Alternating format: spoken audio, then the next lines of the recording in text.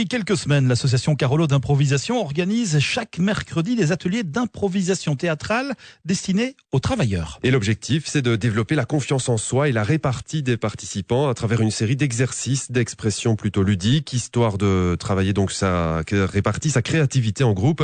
Émilie et son équipe ont sauté sur l'occasion, un moyen selon elle de renforcer les liens au sein de l'entreprise. C'est vraiment des exercices de spontanéité, donc que ce soit en création d'histoire ou autre, vraiment trouver dans le vif du sujet, voilà, la petite argumentation quoi qui va faire évoluer l'histoire ou la conclusion, etc.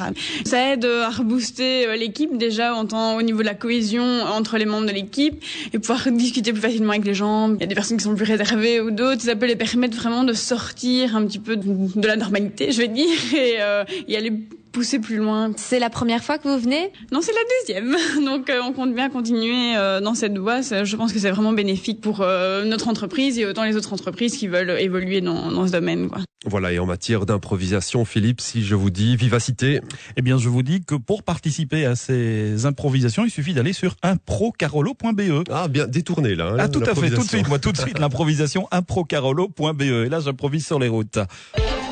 Une bonne piste à présent pour développer ses compétences professionnelles. Pour avoir plus de répartie et de confiance en soi, il existe des ateliers d'improvisation théâtrale spécialisés. L'association d'improvisation Carolo les a baptisés Impro Boulot.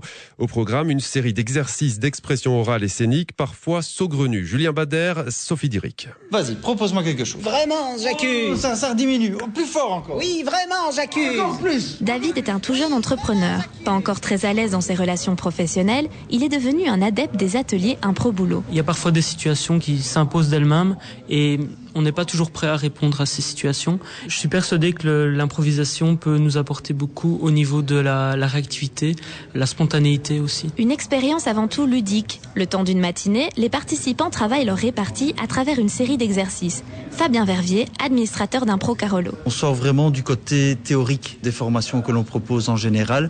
Ce sont des exercices qui sont basés sur l'écoute, la construction d'histoires, la structuration des idées, le fait de pouvoir être spontané également, pour pouvoir justement permettre aux personnes d'être plus à l'aise lorsqu'ils seront confrontés à un public, à un prospect, à un client. Mis en place depuis le 6 août, le projet est encore en phase de test. Mais l'association Carolo ne compte pas s'arrêter là. À partir du mois de septembre, on compte vraiment proposer des ateliers récurrents une fois par mois pour que ces personnes puissent intégrer ces formations dans leur boulot. Voilà.